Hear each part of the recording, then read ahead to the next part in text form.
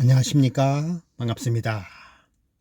오늘은 기도와 성령의 주제에서 좀 벗어난 예언의 신에 관한 말씀을 해보도록 하겠습니다. 큰 빛으로 라는 제목을 선택해 봤는데요. 먼저 들어가기 전에 지난주에 공부했던 기도에 관하여 복습을 해보겠습니다.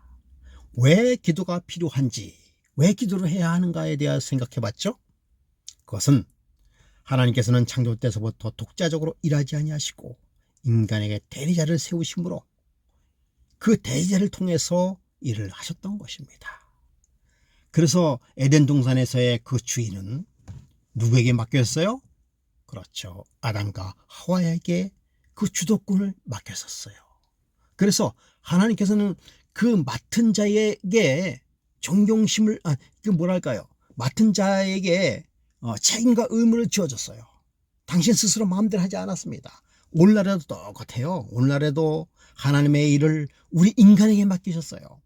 하나님께서 주도적으로 하지 아니하시고 인간의 의도와 그 다음에 인간의 역할을 지금도 하나님께서는 인정하셨어요.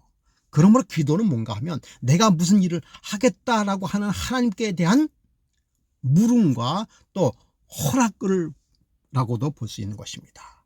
무슨 얘기인지 아시겠죠? 하나님은 의지가 인간의 삶에서 성취되려면, 하나님의 의지가 인간의 삶에서 성취되려고 하려면 반드시 뭐가 필요한 거예요? 기도가 필요한 것입니다.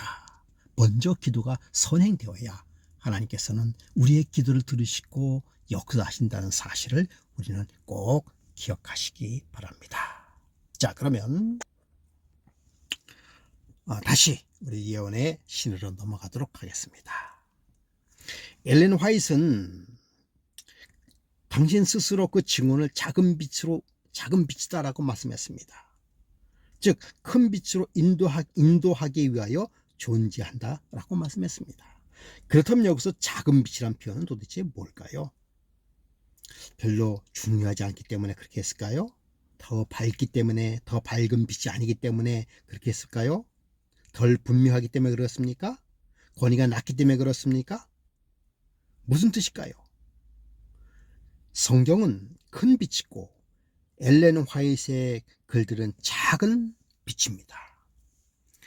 이 말씀에 대하여, 이러한 논지에 대하여 증언의 말씀을 살펴보도록 하겠습니다. 자, 여기 보니까 기록된 증언들은 새로운 빛을 주고자 함이 아니다. 이미 계시된 영감의 진리를 마음에 생생하게 부각하는 데 그 목적이 있다. 아주 여기에 확실한 그 목적이 나와 있습니다. 새로운 빛이 아니라 이미 주어진 빛을 더욱더 생생하게 부각시키기 위하여 작은 빛이 주어졌다라고 하는 것입니다. 하나님에 대한 인간의 의무, 동료 인간에 대한 의무가 하나님의 말씀 중에 명시되어 있다. 그러나 그대들 중에는 주어진 빛에 순종하는 자가 거의 없다. 분명히 하나님의 말씀에는 하나님에 대한 의무와 동료 인간에 대한 의무가 말씀 중에 있지만은 그러나 지키지 않는다라고 하는 것이에요. 부가적인 진리를 주시는 것이 아니라 하나님께서는 증언들을 통하여 이미 계시된 위대한 진리들을 단순하게 하셨으며 그분의 택한 방법을 통하여 사람들의 마음을 일깨우고 그것들을 마음에 부각해서 모든 사람이 핑계할 수 없게 하신다. 그러니까 더 큰 빛으로 밝게 빛나기 위하여 뭘 주어졌다는 것입니까? 작은 빛이 주어졌다라고 하는 것입니다. 다시 말씀드리면 새로운 빛이 주어진 것이 아니라 이미 주어진 진리를 더욱 분명하게 선명하게 하는 것이 증언에 기록된 목적이다 라고 말씀을 하고 있는 것입니다. 다음에 또 증언들을 한번 살펴보도록 하겠습니다. 자, 옛날에 하나님께서는 선지자들과 사도들의 입을 통하여 사람들에게 말씀하셨다. 그러나 오늘날 그분은 누구를 통하여 증언한다고요? 예, 성령의 증언들을 통하여 사람들에게 말씀하셨다. 하나님께서 당신의 뜻과 당신이 그들로 추구하게 하시는 노선에 관하여 지금보다 더 진지하게 당신의 백성들을 교훈하신 때는 일찍이 없었다. 예? 지금이야만큼 하나님의 분명한 뜻이 나타난 때는 시대에서 없었다라고 하는 것입니다. 결코 없었다라고 하는 것입니다. 예언의 신의 증언이 덜 중요하다는 거 말하는 것 같지 않습니까? 예, 그렇지 않습니다. 만약 그렇다면 잘못 이해한 게 되겠죠. 계속해서 증언들의 말씀을 보면 사람들이 성경에 거의 주목하지 않으므로 주님께서는 남녀들을 보다 큰 빛으로 인도하기 위하여 작은 빛을 주었다라고 말씀하고 있는 것입니다. 하나님의 말씀은 뭐죠? 진리입니다. 진리. 변할 수 없는 진리예요. 그러나 하나님께서는 우리가 알기를 원하시는 모든 진리의 근원인 하나님에 대하여 더욱더 분명하게 알게 하기 위하여 하나님께서는 그 중간 역할자를 주셨습니다. 그것이 구약시대 때는 누구예요? 모세입니다. 모세는 하나님께서 주신 말씀을 듣고 전달하고 기록하는 의무를 맡았습니다. 하나님은 모세에게 말씀하셨어요. 물론 우리에게도 직접 말씀하실 수 있지만은 십계명 외에는 그렇게 하지 아니하셨습니다. 하나님은 모세에게 말씀하셨고 모세는 그 진리를 누구에게 줬다고요? 우리에게 준 것이죠. 우리에게 준 것입니다. 그래서 모세오경은 성경이라고 얘기할 수 있어요. 모세에게 기록하게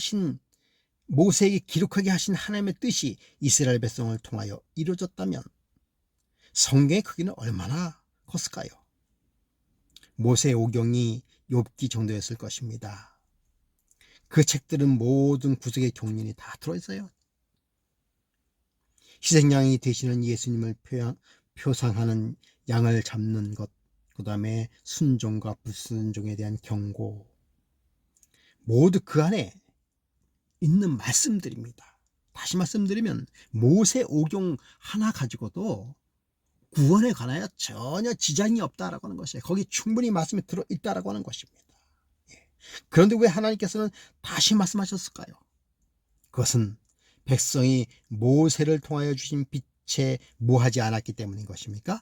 그렇습니다. 순종하지 않았기 때문에 또 빛을 줄 수밖에 없었다라고 하는 것입니다. 그렇다면 그 빛이 뭘까요? 모세오경만 가지고 충분한데 또 줬을까요? 순종하지 않았기 때문에 그렇다고 했죠. 그 준 것이 뭡니까? 이사야서, 에레미야서, 에스겔서 등등. 구약에는 그 모든 선지자로 표현했죠. 이 선지자들에게도 모세처럼 하나님께서 주신 기별을 전달할 의무가 주어졌습니다. 그러나 그들이 전한 기별이 진리인지 거짓인지 뭐 할 필요가 있어요? 검증할 필요가 있는 것입니다. 참 선지자임을 검증할 필요가 있다라고 하는 것입니다. 자, 이사야가 하나님의 주신 기별을 전했을 때 자신도 하나님께로부터 받은 기별을 받았다가 주장했던 한 사람이 있었는데 그 사람이 뭐예요? 마가야라고 하는 사람이었습니다. 그래서 이사야와 마가야는 정반대의 주장을 했고 백성들은 둘 중에 누가 진리를 말하는지 분별할 방법이 필요했어요. 누가 참 선지자인지 어떻게 식별할 수 있었을까요? 성경은 검증해야 됩니다. 성경으로 검증해야 됩니다. 그러니까 이사야가 말하는 것이 맞는지 마가야가 말하는 것이 맞는지는 무엇을 검증해야 된다고 하는 것입니까? 그렇습니다. 바로 성경이죠. 성경이에요. 오직 최고의 권위는 성경이고 이사야가 진짜 선지자로 인정받게 되기 위해서는 그가 전한 기별이 모세오경과 일치해야 했던 것입니다. 이사야는 모세오경과 일치했어요. 그래서 검증을 거친 것입니다. 이사야의 기별을 대언하고 말씀을 기록한 당시에는 무엇이 큰 빛이고 무엇이 작은 빛이었을까요? 그렇습니다. 모세오경이 큰 빛이고 이사야서의 대언은 작은 빛이었죠. 모세의 오경이 그때 당시에 최고의 권위였으며 이사야는 권위를 주장하는 새로운 대언자였기 때문이에요. 자, 이사야가 검증을 통과한 후에는 모세의 오경과 같은 권위를 갖게 되었지만 통과하기 전까지는 그렇지 않았습니다. 그래서 이스라엘 백성들이 선지자를 검증하는 일을 바르게 했어야만 했을 것입니다. 그러나 그렇지 하지 않았어요. 예. 올바르게 검증한다는 것은 무엇이 필요한 것이었어요? 예, 바로 순종이 필요한 것이죠. 그래서 하나님께서는 그 이스라엘 백성들을 포기하지 않았습니다. 그래서 계속해서 복음을 보냈어요. 기별을 보냈어요. 신약시대에 하나님은 바울을 포함하여 신약 성경의 저자들을 통해서 또 말씀하셨습니다. 그들의 기별은 무엇에 의하여 검증되어야 했을까요? 예? 신약시대의 모세의 오경과 이사야서에 의하여 뭐에 대했습니까? 그렇죠. 검증 받았어야 하는 것입니다. 검증을 받은 것이죠. 당시 그들은 사실은 구약과 신약이라고 부르지 않았습니다. 그건 사실 우리의 용어죠. 그들은 구약을 율법과 선지자 시편으로 분류했고요. 율법은 모세의 오경이고 선지자는 모든 선지서였습니다. 자, 율법과 선지자와 시편이 초대 교회의 바로 뭐였습니까? 성경이었죠. 그러다가 또 뭐가 등장했습니까? 예, 바울이 등장했죠. 바울은 신자들에게 성경으로 자신의 기별을 시험해 보라고 했습니다. 그래서 베레아 사람은 어떻게 했습니까? 예, 베레아 사람은 이것이 그러한 거하여 날마다 성경을 상고했다라고 말씀하셨습니다. 그렇다면 바울이 대언하였을 때 무엇이 큰 빛이고 무엇이 작은 빛이었을까요? 그렇습니다. 구약이 큰 빛이고 바울은 뭐였습니까? 작은 빛이었죠.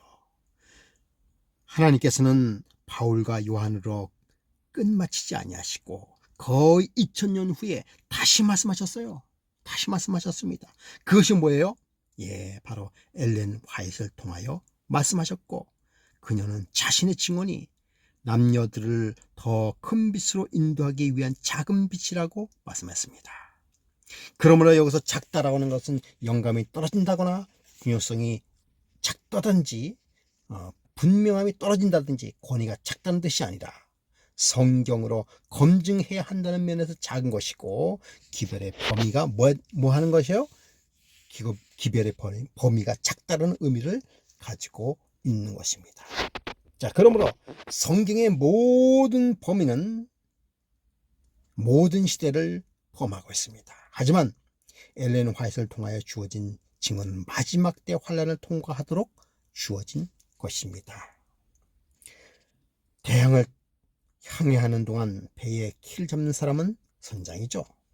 그러나 장애물이 많은 항구에 가까이 가면 배를 안전하게 정박할 의무를 맡은 자가 뭡니까? 바로 도선사라고 얘기하고 있죠. 도선사가 키를 이렇게 잡죠. 엘렌 화이트는 도선사와 같은 것입니다. 그녀를 통해 지워진 증언이 그 다루는 기간도 작고 역할도 작아요. 그러나 그 권위는 요한과 바울과 모세와도 같습니다. 증언의 말씀은 이렇게 이야기하고 있습니다. 남녀들을 더욱 큰 빛으로 인도하고자 작은 빛들을 저들에게 주셨다라고 말씀을 했습니다. 우리가 이 점을 잘 이해해야만 되는 것이죠. 자, 다시 한번 정리해 보겠습니다.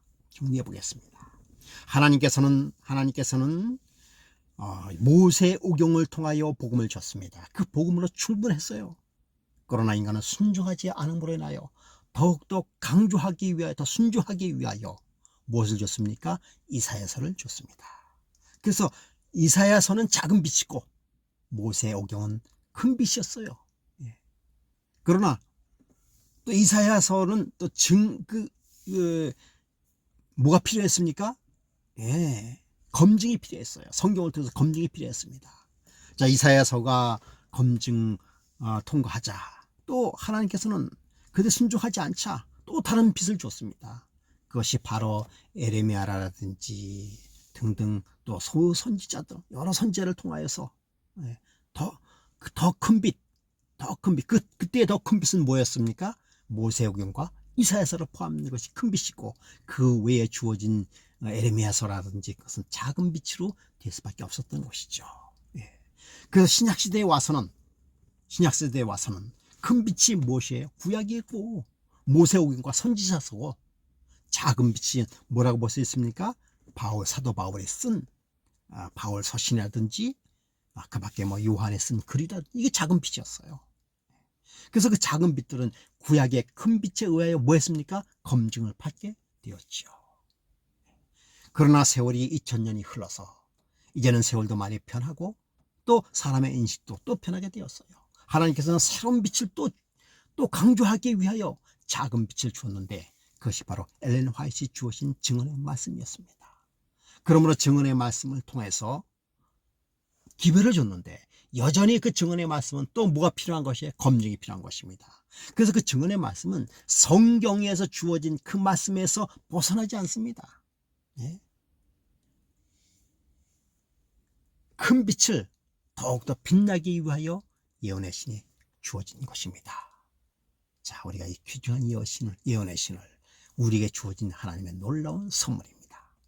그 선물은 받고 즐기는 거예요. 말씀 따라 사는 것입니다. 살게 하기 위하여 그 선물이 주어진 것이죠. 우리 그 말씀을 읽고 성경이 더욱더 큰 빛이며 더 확실한 진리임을 우리는 엘렌 화이트이 이게 통해서 주신 증언의 말씀을 통해서 알 수 있고 우리가 더욱더 굳건한 신앙을 유지할 수 있게 되는 것입니다. 다음에는 교리의 형성과 증언의 역할에 대하여 말씀을 해드리겠습니다. 대단히 감사합니다.